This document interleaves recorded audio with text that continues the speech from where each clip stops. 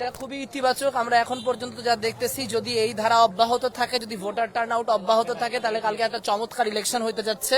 কিন্তু আমি আপনাদের মাধ্যমে ভোটারদের কাছে এই আহ্বান জানাতে চাই যে ভোটের পরিবেশ অত্যন্ত শান্তিপূর্ণ। আপনারা যারা এখন পর্যন্ত ভোট দিতে আসেন নাই, প্লিজ ভোট দিতে রওনা হন। যারা ঢাকা শহরের বিভিন্ন এলাকায় আছেন, ভোট দিতে চলে আসুন। আপনার ভোটটা কাস্ট করেন, আপনার যাকে যোগ্য প্রার্থী মনে হয় তার জন্য কাস্ট করেন, কিন্তু প্লিজ ভোটটা কাস্ট করেন।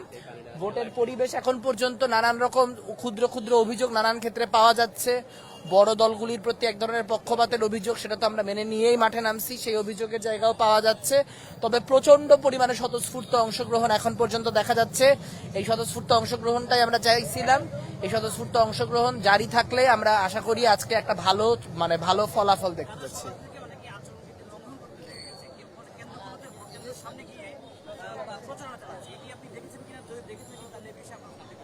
আমি কেবলই ক্যাম্পাসে ঢুকলাম। আমার আসলে 12 দিন বেড রেস্টে থাকার কথা, সো আমি আসলে সকালবেলা আসতে পারি নাই।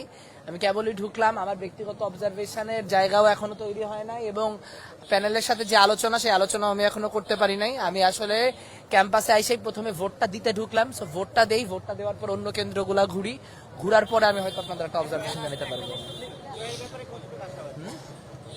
জয়ের ব্যাপারে তো আশাবাদী।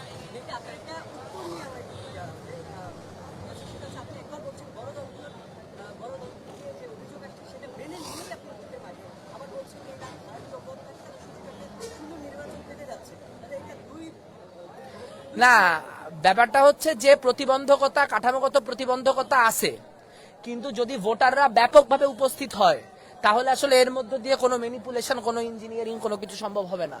যদি 30,000 শিক্ষার্থী ভোট দিতে আসে, তাহলে আপনি আসলে লিফলেট দেওয়ার মাধ্যমে কয়জনের ম্যানিপুলেট করবেন?